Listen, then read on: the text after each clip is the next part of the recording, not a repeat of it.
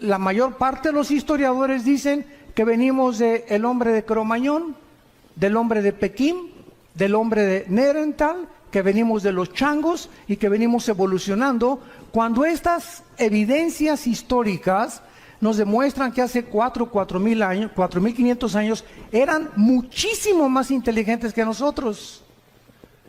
Entonces, o hace 4.000 años o 5.000 años el mundo estaba en la agricultura, con ni tractores tenían, y ya estamos hablando de que tenían conocimientos astrofísicos y astronómicos, arquitectónicos, con qué sierras cortaron las piedras de 200 toneladas, cómo los amontonaron en la pirámide de Giza, en el Cairo, en Egipto, con qué sierras de esmeril pueden haber tenido ese avanzado conocimiento para haber hecho lo que hacen, y ya han hecho cientos de experimentos para tratar de imitar o descubrir por qué las hicieron, y hasta este momento nadie lo ha podido saber. Pero cuando abrimos este libro, nos damos cuenta que mientras más nos acercamos al final de la consumación de la historia humana, más luz el Espíritu Santo nos va a revelar acerca de lo que ya está aquí escrito, pero no lo podíamos entender. Les voy a dar un ejemplo para que puedan ustedes comprender lo que trato de decirles. Hace 2600 años el libro de Daniel, que es el que vamos a ver ahorita rápidamente, le dice Dios a Daniel en el capítulo 12, versículo 4, en los últimos tiempos el conocimiento aumentará. Pero fíjense lo que le dice Dios a Daniel: sellar es poner un candado. Sella esta profecía y van a pasar 2600 años y nadie la va a entender. ¿Por qué? Porque es hasta los últimos tiempos. Entonces, todos estos siglos que han pasado, podían venir la gente y los teólogos y los escatólogos a Daniel y Apocalipsis, y pues no, pues es una confusión tremenda, y yo conozco cantidad de pastores que todavía me dicen que tienen miedo de predicar el Apocalipsis porque todavía no lo entienden y cronológicamente no lo han podido ordenar para poder desarrollarlo y enseñarlo. Esto es increíble. Pero cuando venimos a la Biblia y de veras tenemos la paciencia y la vida, quiero decirles algo, es muy importante para entender la Biblia ser puros sexualmente. Esto es la primerísima condición, la pureza del corazón. Nuestra vida tiene que estar limpia por dentro, nuestra alma, para que el Espíritu Santo no tenga ningún estorbo en revelar a mi mente y yo no tenga imágenes de pornografía, ni estar pensando con otra mujer que no es mi esposa, etcétera, etcétera. El Espíritu Santo es más sensible que una paloma, por eso se le compara con una paloma. Y Él sabe cuando tú ves a una mujer que no es tu esposa, cuando te aprovechas con tu novio o con tu novia, y todas estas cosas molestan a Dios, porque es un Dios santo. Pero eso sí, ¿verdad? Cuando se trata, a ver, explíqueme la predestinación. Y explíqueme esto, ¿y por qué no entiendo estas cosas? ¿Y sabes por qué? Por tu vida sucia. Porque cuando comiences a limpiar tu vida y a tomar en serio a Dios, no te imaginas de qué forma se va a ampliar tu capacidad de percepción y de discernimiento espiritual para que entiendas las cosas profundas de Dios. En uno de los salmos, dice la Biblia, al pueblo Dios le dio a conocer sus obras, a Moisés sus caminos. Qué tremendo está esto. O sea, el pueblo vio cómo cayó agua en el desierto, cómo cayeron codornices, cómo pudieron ser sostenidos en un desierto sin nada, y lo único que el pueblo quería era ver milagros, milagros, milagros, milagros. Pero durante 40 años el pueblo en el desierto nunca tuvo el conocimiento de los caminos de Dios. ¿Por qué Dios hace lo que hace? Y esta es la razón también por la cual muchos cristianos se desaniman y se frustran. Es que no me ha funcionado el cristianismo y Dios no me ha contestado mis oraciones. Y la raíz de todos los problemas es el pecado. Nuestra vida sucia, nuestra vida que no está limpia delante de Dios, las tranzas, la deshonestidad, la falta de integridad, en todas estas áreas tenemos que tener muchísimo cuidado para que podamos dejar la libertad al Espíritu Santo y Él pueda ampliar nuestro entendimiento. Y en esta generación, como dice Daniel 12, los entendidos entenderán. Y dice los salmos, ¿verdad? Dichoso el hombre que guarda los mandamientos de Dios, porque entenderá el temor de Dios. Y si tú no quieres seguir a Cristo cargando una cruz, no lo sigas. Y si no quieres negarte a ti mismo, te va a costar más trabajo. El otro día tuvimos un caso, mi esposa y yo, de una pareja, que él va a una iglesia y la esposa va a otra iglesia. Pero la esposa es la directora de la escuela, es la directora de la femenil de la otra iglesia, pero no quiere ir a la otra iglesia de su esposo. Pero es directora de la femenil y ella dice que quiere seguir a Cristo, pero sin una cruz, porque la Biblia dice que la esposa debe seguir al marido. Entonces, ella si es cristiana debe entender algo. Una cruz es seguir a Cristo haciendo sacrificios. Pero hay cantidad de cristianos que quieren seguir a Cristo con la novia fornicando, quieren seguir a Cristo, uno por acá y otro por allá, y dicen que siguen a Cristo. Increíble. Y a Jesús no lo sigues así. Implica sacrificio seguir a Cristo. Tenemos que entender esto y negar nuestros intereses personales. Una mujer de Dios dice: Padre Santo, me gusta mi iglesia, pero mi esposo va a otra iglesia y a menos que no sea una secta, no tienes por qué seguirlo, pero no era una secta, era otra denominación. Entonces me sacrifico y voy con mi esposo y le voy a dar gusto a mi esposo y voy a orar por él, ¿verdad? Señor, pero yo quiero estar en tu voluntad. Y ahí es donde está la bendición. Pero estamos tan equivocados en tantos detalles tan pequeños que queremos seguir diciendo que somos cristianos y tenemos tantas cosas en nuestra vida que están muy lejos todavía del carácter de Jesús. Acuérdense que cuando lleguemos al cielo, Dios nos va a preguntar: pues ¿cuántas almas ganaste? Bueno, 5 millones de almas. ¿Cuántas iglesias hiciste? Tuve 600, di cobertura, 800 iglesias. Todas estas cosas que hagamos, a Dios, ¿qué le van a sorprender? A Dios, ¿qué le van a poder decir, verdad? Caray, te felicito, mi hijo, al llegar al cielo.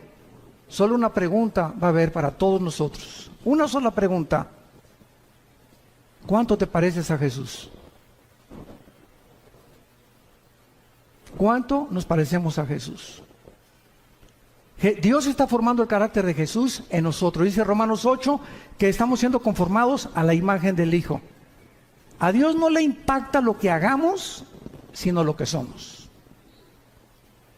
Hay misioneros que yo conozco y pastores que tienen, en toda su vida ganaron 4, 5, 6 almas, o tuvieron discípulos como el que nos guió a mi hermano Alejandro y a mí, un misionero norteamericano bautista que nos ganó para Cristo, y ganó solamente a 7 personas. Él oró por 7 discípulos.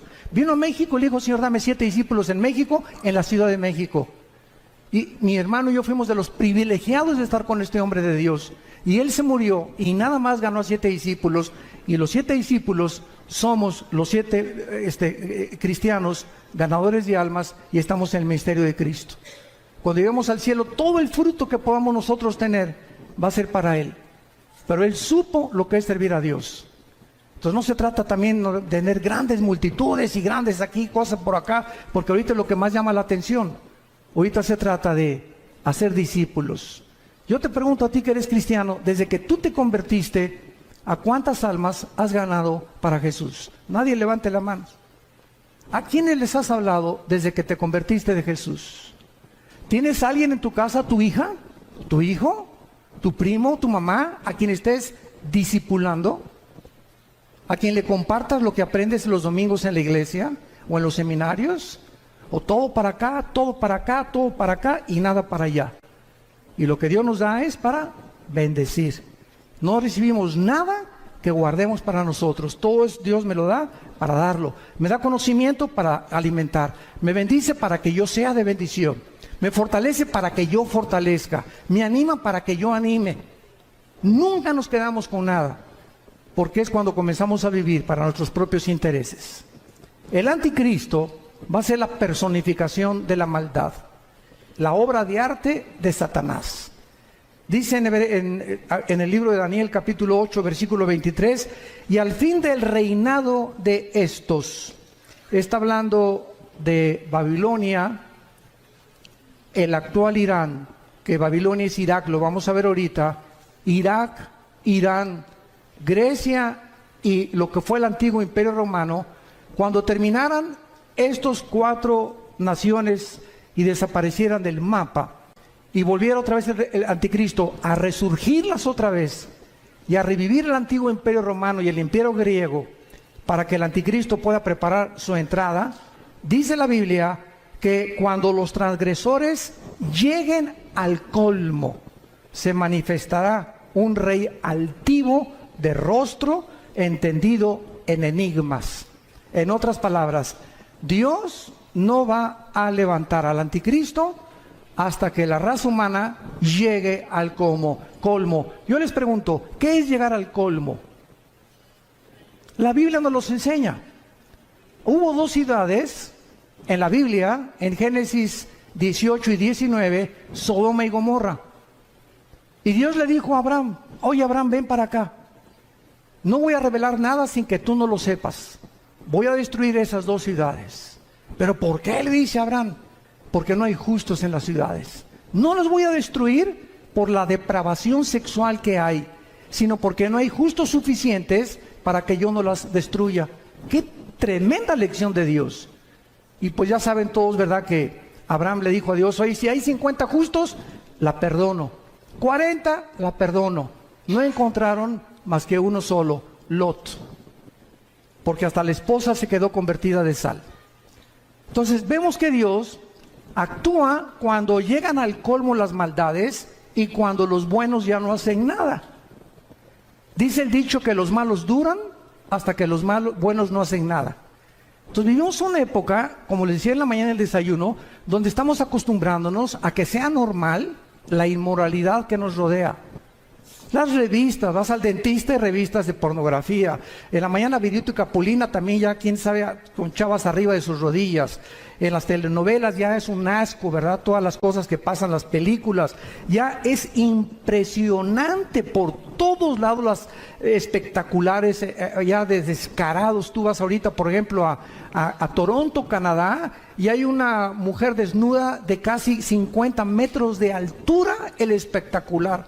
Vas a Alemania y en los trenes hay puras fotos pornográficas en los trenes, en los metros de Alemania. En Holanda ni se diga.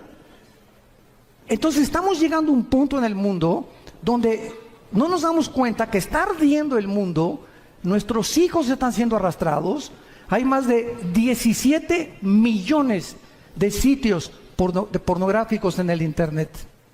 Y tus hijos y mis hijos tienen acceso al internet. Y si no los vigilamos y no los cuidamos, van a crecer infectados en la mente, completamente desorientados acerca de qué es el sexo. Y esta es la razón por la cual hemos llegado ya al punto que Estados Unidos, si el Partido Demócrata hubiera ganado la elección, hubieran votado por los elementos transgénero en junio de este año.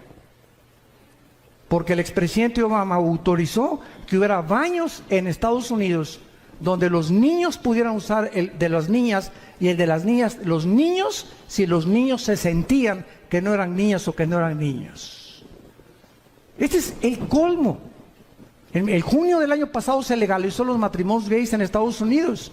Y vemos así que está creciendo la maldad y lo dice así, cuando los transgresores lleguen al colmo. La pregunta es esa, mañana vamos a hablar de la destrucción de la familia.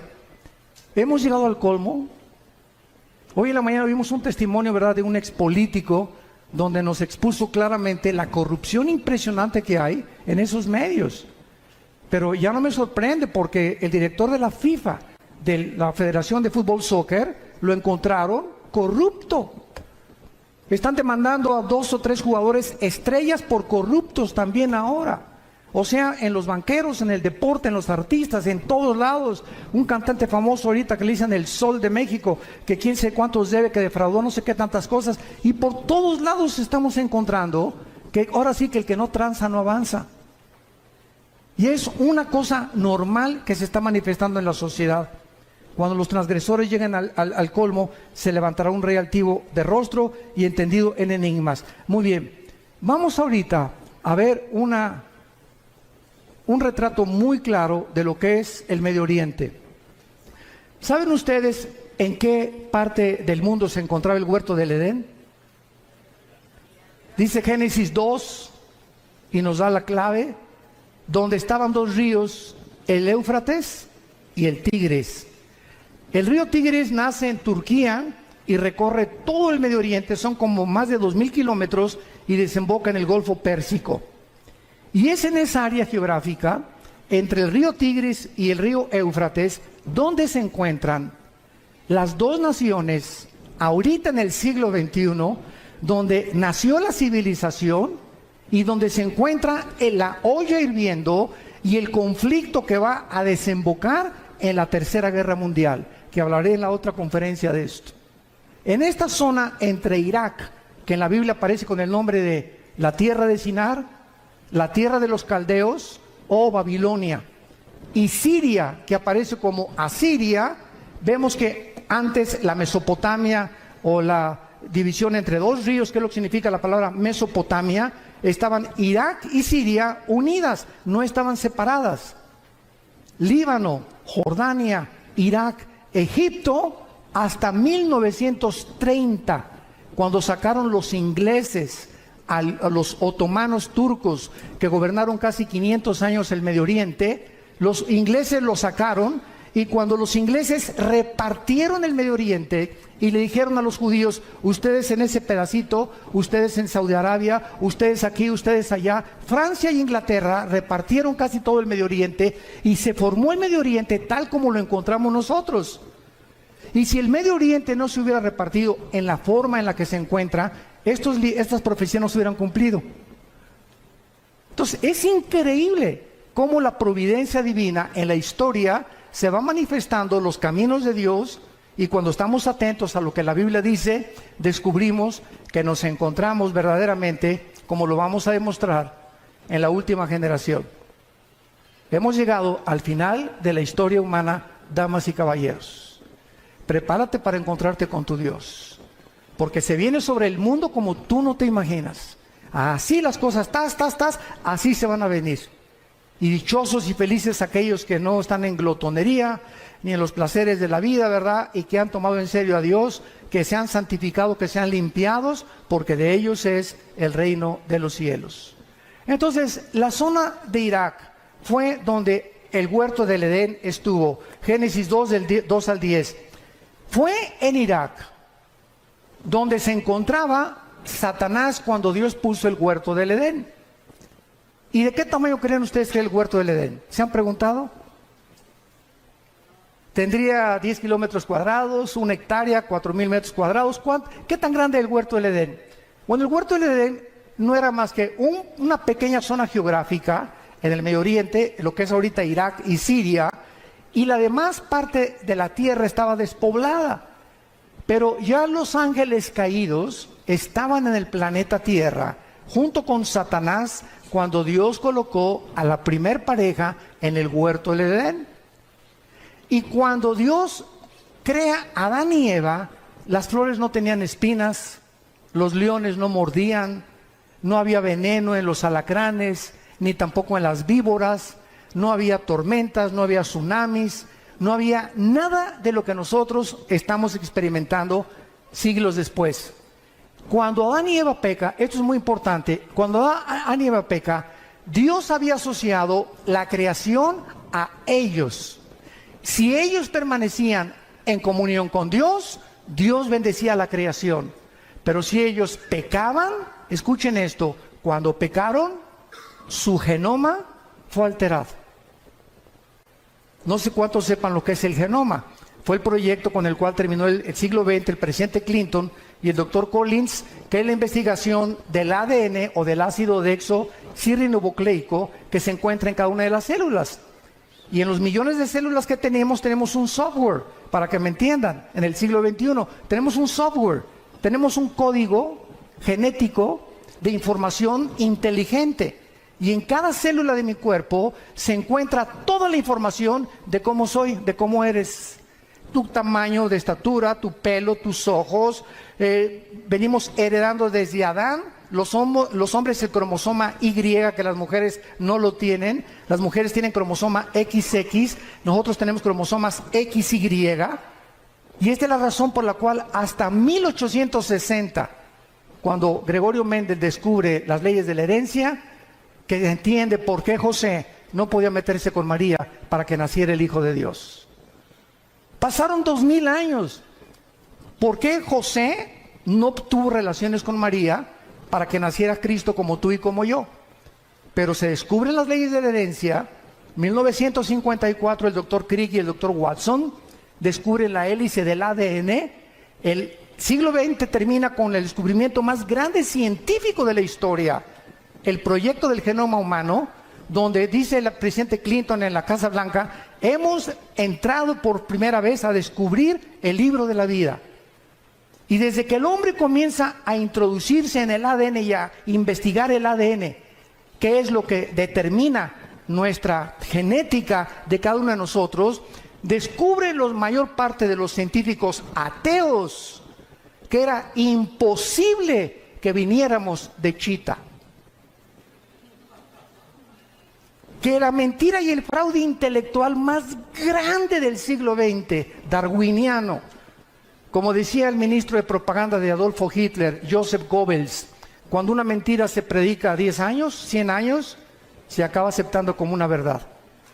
Entonces comienza el siglo XXI y cantidad de científicos ahorita ateos, que estamos viéndolos en internet, se están convirtiendo porque el ADN niega que el ADN de un mamut sea igual al de un camello o al de un rinoceronte, o el ADN del chango sea igual al del águila, o el del águila sea igual al del halcón. Y cada uno de nosotros tenemos en cada especie, porque hay 4 especies: la especie humana, la especie animal, la especie de las aves y la especie de los peces. Y no venimos las 4 especies que hay, las 4 características o elementos que forman el mundo que nos rodea. Ninguno tiene el mismo ADN, como ninguno tiene las mismas huellas digitales. Increíble. Entonces comienza la ciencia a ser revolucionada y entendemos que cuando Adán y Eva pecaron, cambió la genética de la creación.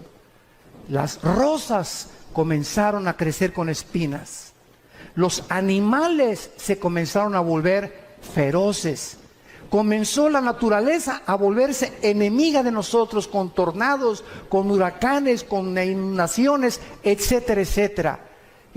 Comenzaron a propagarse todo lo que se llama la propaganda bacteriológica, los virus, los microbios que comenzaron a atacarnos, se volvieron nuestros enemigos, y todo debido al pecado humano. Por eso dice Romanos 8 que la creación gime a una esperando la redención de nosotros, porque cuando seamos redimidos nosotros, la creación regresará al huerto del Edén otra vez. Y esto es precioso porque nosotros los cristianos que me escuchan, santos de Dios, toda esta información que les doy es la información que ahorita están buscando los científicos y no la tienen. ¿De dónde vienen los platillos voladores desde 1946? Porque cuando venga el rapto, ¿qué creen que van a decir? Que nos pintamos con los ovnis, que los extraterrestres nos llevaron. Y Alberto Einstein en 1943 demuestra al presidente Roosevelt en Estados Unidos, al doctor Fermi y al doctor Oppenheimer alemán. Alberto Einstein demuestra con su famosa teoría E igual a mc al cuadrado, la energía es igual a la masa por la velocidad de la luz al cuadrado, que la conquista del espacio es imposible científicamente, por 2 razones: la velocidad y el tiempo.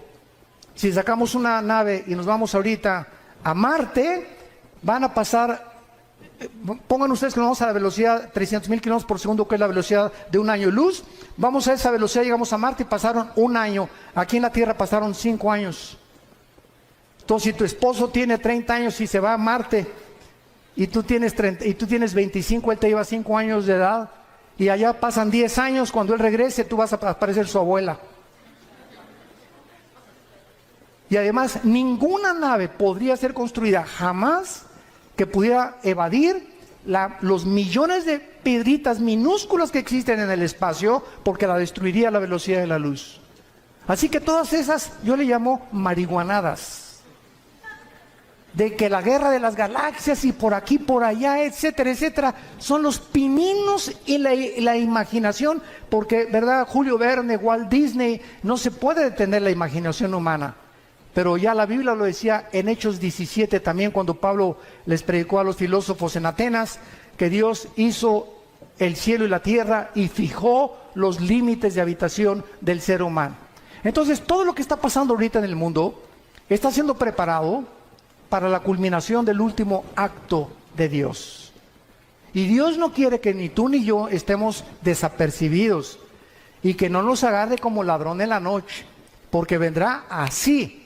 Y si llega la oportunidad a tu vida y Dios te quiere usar para algo en este tiempo y tú no estabas listo, no estás preparado, has estado jugando con Dios en los últimos meses, últimos años, la oportunidad no te vuelve a venir. Dios no necesita a ninguno de nosotros. Nadie somos indispensables. Se brinca y Dios agarra a Pepe, o agarra a Carmelita, o a Lupita, o a Juan, pero Dios termina su plan. Nos da el privilegio que seamos nosotros los que le sirvamos. Aprovechémonos de este privilegio. En tercer lugar, ahí fue en Irak donde cayó el ser humano. En cuarto lugar, ahí fue en Irak donde se profetizó, Génesis 3:15, la primera profecía de que el Mesías destruiría a la semilla de Satanás, y la semilla de Satanás bloquearía el nacimiento de la Virgen María, que sería Jesucristo. En quinto lugar, ahí se ilustró el primer evangelio, Génesis 3:21, cuando Dios viste al hombre. Es el primer evangelio predicado en imágenes. Es Dios el que nos cubre. Tiene que haber sangre derramada, porque sin derramamiento de sangre no hay remisión de pecados, y es Dios el que toma la iniciativa para salvarte y para salvarme. En esta área geográfica fue la primera rebelión contra Dios, la Torre de Babel, Génesis capítulo 11. En esta tierra Dios llamó a Abraham, de acuerdo a la Biblia, Irak y Siria. Apocalipsis 9, la quinta trompeta. Están atados los 4 ángeles más crueles y sanguinarios de toda la humanidad. Ahí donde está ahorita Irak y Siria, la guerra civil de Siria, y donde está el conflicto estrellando o con la conflagración entre el oriente y entre el occidente. Ahí se encuentra la actividad demoníaca más grande de la historia. Ya no es el Teposteco aquí en México, ni Veracruz, ni Catemaco, Veracruz. Es ahí entre Irak y Siria, donde desde la guerra del Golfo Pérsico todo el mundo volteó sus ojos.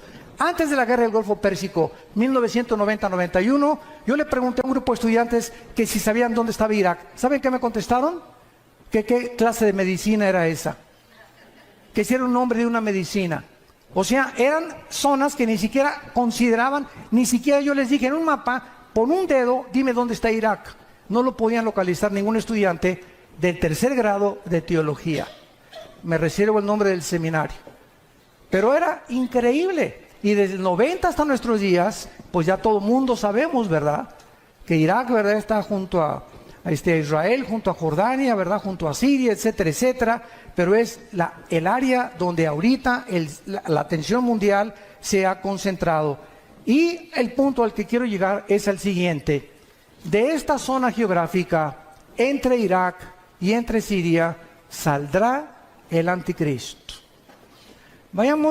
Ahorita regresamos a Daniel, vayamos a Génesis 49. Y vamos a ver con mucho detenimiento lo que en los últimos años se han tratado de especular acerca del origen del anticristo. Lo único que sabemos, o que se sabía, sin haber profundizado la Biblia, hasta hace, me acuerdo yo, 25 años, yo desde que me convertí, no sé cuántos de ustedes sepan, ¿verdad? Pero el primer mensaje que yo prediqué en mi vida, hace 40 años, fue sobre la tribulación. O sea, desde que comencé a predicar, Dios me trajo a la profecía y a la apologética, que es la defensa de la fe. Son las dos áreas de ramas de la teología donde me he especializado más, en la profecía y en la defensa de la fe, la apologética. Y desde que comencé a estudiar la Biblia, pues fue algo, ¿verdad?, que yo sentí que era un llamado que Dios me daba para profundizarme en la profecía. Y a través de todos estos años, pues me metí, yo he predicado 3 veces todo el libro de Apocalipsis, versículo por versículo. Lo pueden conseguir, son 100 conferencias, versículo por versículo, los 22 capítulos. Pero lo he predicado 3 veces, pero lo he grabado 3 veces, pero lo he predicado como 6 o 7 veces en toda mi vida que llevo de cristiano. Y cada vez que lo predico encuentro algo diferente. Y cada vez que predico tengo más luz. Y cada vez que predico a la luz de los descubrimientos científicos que están sucediendo en el mundo, como lo de la genética, como el proyecto Genoma Humano, etcétera, etcétera, entiendo más por qué hace 2000 años el apóstol Juan en Apocalipsis dijo que el anticristo marcaría con el 666 a la humanidad. ¿Cómo podría ser posible si no se hubieran inventado las computadoras? ¿Cómo podíamos ser posible que en el capítulo 11 de Apocalipsis, cuando se maten a los 2 testigos, dice que todas las tribus y todas las lenguas verán al mismo tiempo el mismo evento? ¿Cómo podría ser posible si no se hubieran inventado los satélites de comunicación en los 70 del siglo pasado?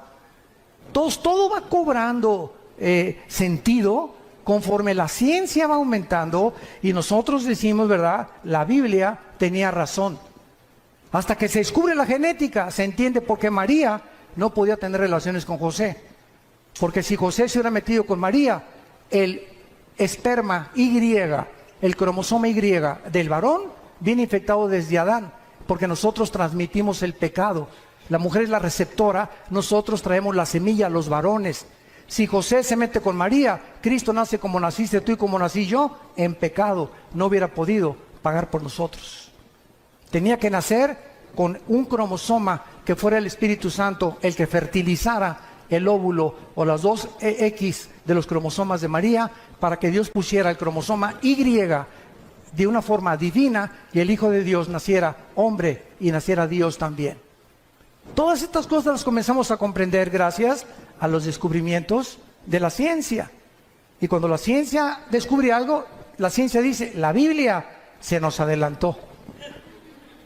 Y la Biblia es más moderna que el periódico Mañana en la Mañana.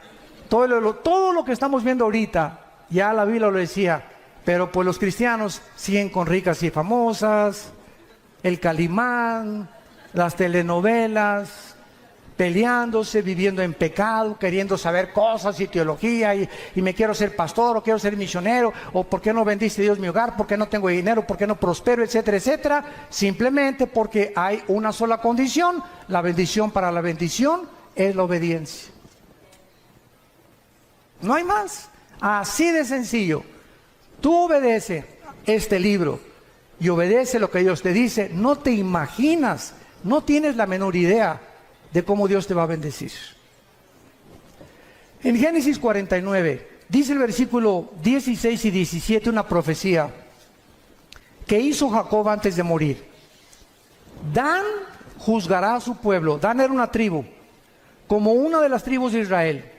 Será Dan serpiente junto al camino, víbora junto a la senda, que muerde los talones del caballo y hace caer hacia atrás al jinete. Muy bien, de acuerdo a esta profecía, hace 25 años, yo estuve de acuerdo también. Y de acuerdo a Daniel 11, 35 y 36, que dice que el anticristo del amor de sus padres no hará caso. Y de muchas otras que parecen que el anticristo sería judío. Resulta que comenzamos a escarbar más la Biblia. Como vayamos ahora a Isaías capítulo 10, rápidamente, Isaías 10. Y comienzan a surgir la otra línea de comprensión de que al anticristo se le llama más de 10 veces en el Antiguo Testamento el asirio. El asirio, o sea, de la región geográfica donde se encuentra ahorita ISIS, el grupo terrorista radical islámico, ISIS. Dice así en Isaías capítulo 10, versículo 5, oh Asiria, vara y bácula de furor en tu mano he puesto mi ira. Le mandaré contra una nación pérfida y sobre el pueblo de mi ira, o sea, Israel, para que quite despojos, arrebete presa, Versículo 12, ojo, pero acontecerá. que después que el Señor haya acabado su obra en el monte de Sión y en Jerusalén, ¿ya la acabó? Todos estamos de acuerdo, ¿verdad? Dios no ha terminado con ellos, no ha acabado su obra con ellos. Después que Dios acabe su obra, castigará el fruto de la soberbia del corazón del rey de Asiria y la gloria y la altivez de sus ojos. Y así ya no me da tiempo de ver todos los versículos, como en Miqueas 5 del 2 al 6, donde también se menciona al asirio viniendo contra Jerusalén en los últimos tiempos. Y entonces hay esto cuando estudiamos teología. Por un lado, hay profecías que ponemos en la balanza, que parece que el anticristo iba a ser judío. Y ponemos en la balanza otros versículos que nos amuestran que el anticristo viene definitivamente de Asiria, de donde se encuentra ahorita ISIS. ¿Cómo podemos compaginar cuando encontramos en la Biblia que se predica la predestinación, pero también se predica la responsabilidad humana? ¿Cómo podemos entender que la salvación no se pierde y unos dicen que sí se pierde la salvación? Entonces vemos aparentemente doctrinas o líneas de pensamiento que parece que se contradicen una contra la otra, pero el problema está en nuestra mente y no en Dios, en nuestra falta de comprensión. Vean ustedes este ejemplo del anticristo.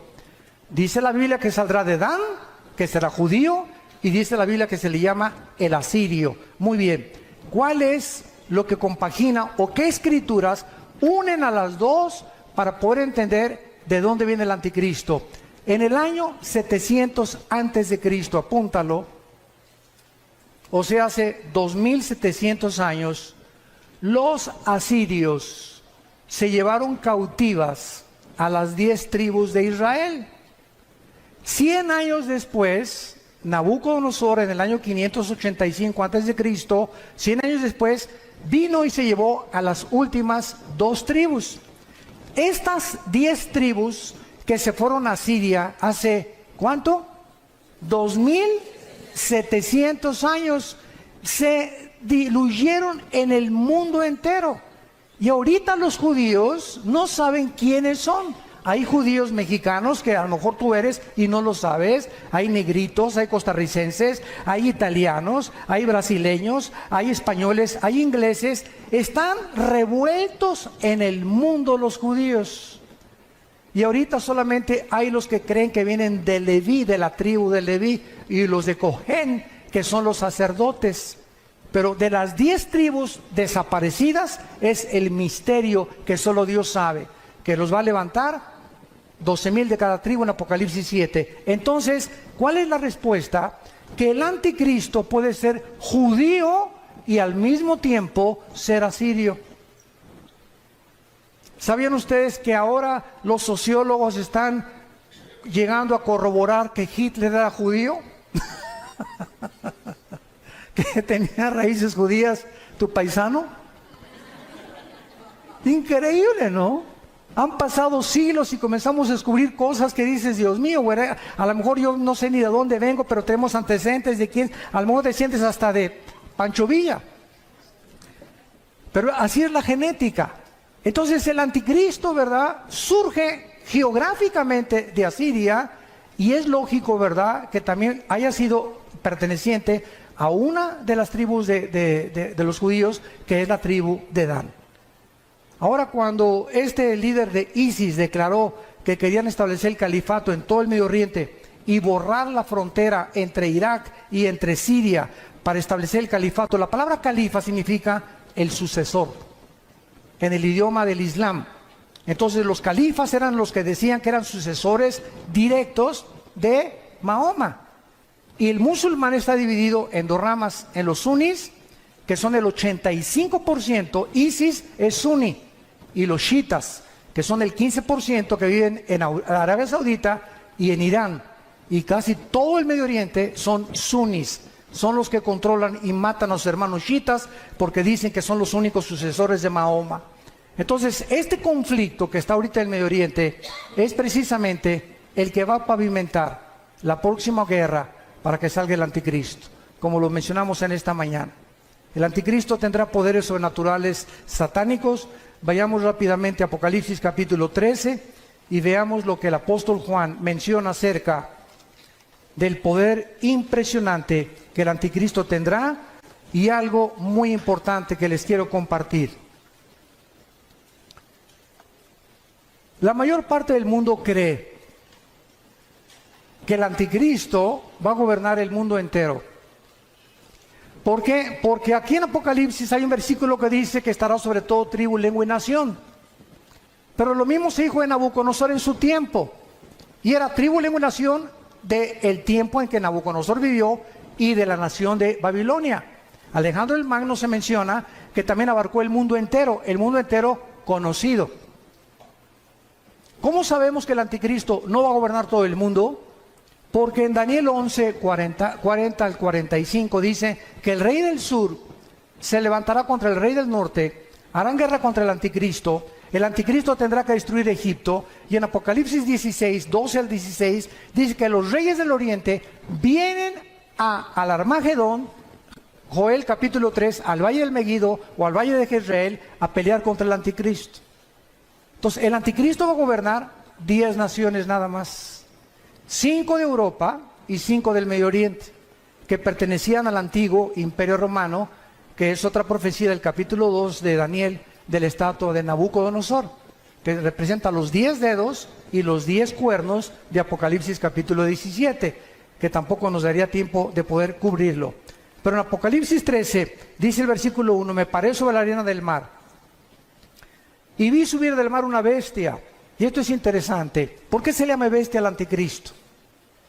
Si ustedes han estudiado Daniel, capítulo 7 y capítulo 8 de Daniel, dice la Biblia, vi a 4 bestias que se levantaron. Una era como un oso, la otra era como un leopardo, la otra era como un león, que son Babilonia o Irak, que son Persia, que es Irán, y que es Grecia. El leopardo, las conquistas de Alejandro el Magno. Pero cuando se descubre la 4ª bestia, no hay un nombre que el Espíritu Santo haya podido definir o adjudicarle al 4º imperio, que es el del anticristo, más que una bestia terrible. O sea, de acuerdo al Espíritu Santo, no hay una bestia tan sanguinaria, depredadora, que se pudiera utilizar como un ejemplo para poder compararlo con la ferocidad, la crueldad, el odio y el orgullo y la altivez de este hombre que será la obra maestra de Satanás. Y por eso se le llama simplemente una bestia. Y la palabra bestia en el griego, terión, es una bestia depredadora. No es un animal como un perro que es domesticado, como un caballo o como una gallina, sino que son bestias depredadoras, porque esta es la naturaleza que tendrá el anticristo. Y vean ustedes de dónde surge el anticristo, de acuerdo a Juan. Me paré sobre la arena del mar. ¿Dónde estaba Juan cuando escribió esto? En el mar Mediterráneo. De esa zona del mar Mediterráneo es donde el anticristo va a surgir, no de México, de Querétaro menos. Ni de Inglaterra, ni de Italia, ni de Alemania, ni de Brasil, ¿verdad? El anticristo va a surgir del área geográfica donde ahorita, en el siglo XXI, se encuentra Irak y Siria. De esa área en la que está a punto de estallar una guerra, una vez que esta guerra explote, él saldrá de las ruinas a tratar los tratados de paz, a ofrecer maravillas de soluciones a la pobreza, a los problemas entre los árabes y los judíos, a los problemas bancarios, a los problemas de la economía, y el mundo se quedará absorto ante la inteligencia y los poderes sobrenaturales del anticristo. Dice en el versículo 5, también se le dio una boca que hablaba grandes cosas y se le dio autoridad para actuar. ¿Cuánto? 42 meses, que equivalen a 3 años y medio. Es todo lo que el anticristo va a gobernar. Los primeros 3 años y medio de la tribulación será para consolidar su reino y su imperio, y los últimos 3 años y medio será para poder pelear y tratar a través de la fuerza y de la violencia y de comprar y de corromper a muchos reyes y gobernantes del mundo su imperio y tratar de gobernar el petróleo en el Medio Oriente, porque debajo de Irak, de Arabia Saudita y de Irán se encuentra el 65% de las reservas petroleras del mundo entero. No nos extrañe por qué el Armagedón, que es lo que vamos a hablar después de esta conferencia, la Tercera Guerra Mundial, ahí se van a juntar porque ahí es donde está el petróleo y es el oro negro, y el que controla eso va a controlar el mundo entero también. Y dice en el versículo 17 de Apocalipsis 17, y que ninguno pudiera comprar ni vender, sino el que tuviera la marca o el número de la bestia o el número de su nombre. Aquí hay sabiduría.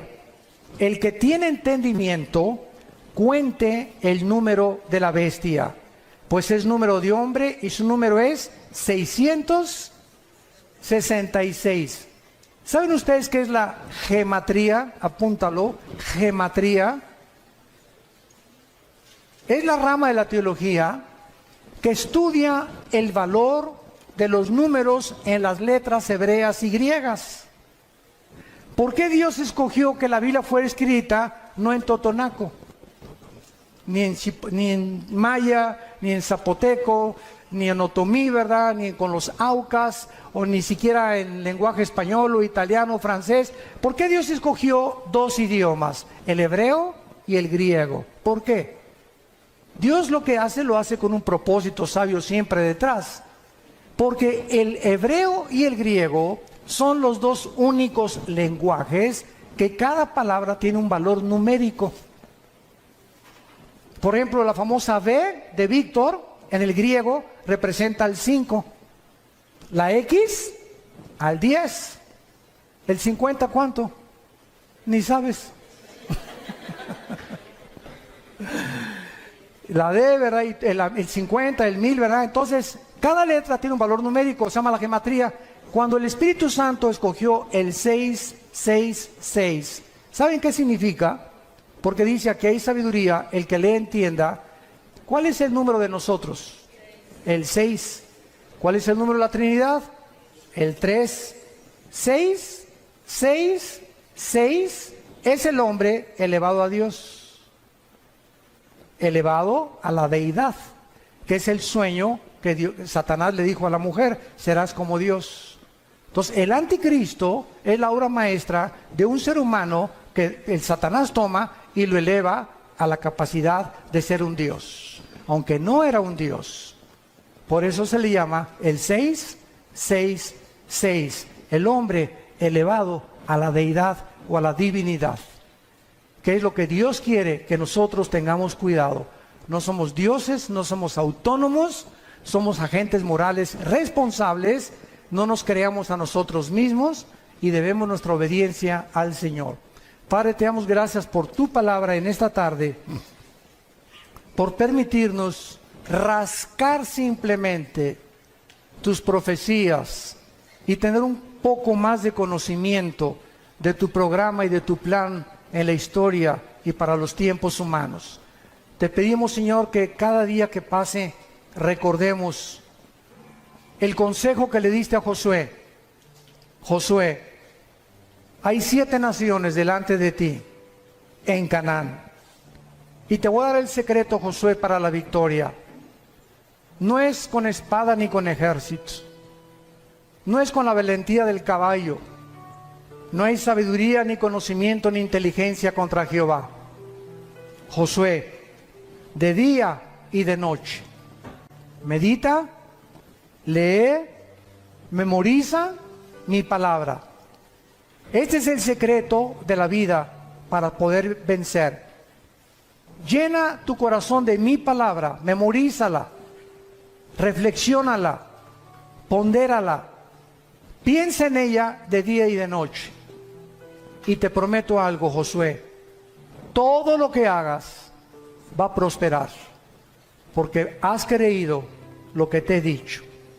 Oh Dios, que podamos ser hombres y mujeres de tu palabra, que podamos tomar en serio tu palabra, que no solamente la leamos el domingo o un devocional de 15 minutos, sino que la memoricemos, la estudiemos, la profundicemos y la guardemos en nuestro corazón todos los días, para que descubramos el poder, la energía que nos da tu palabra para sostener nuestro cuerpo.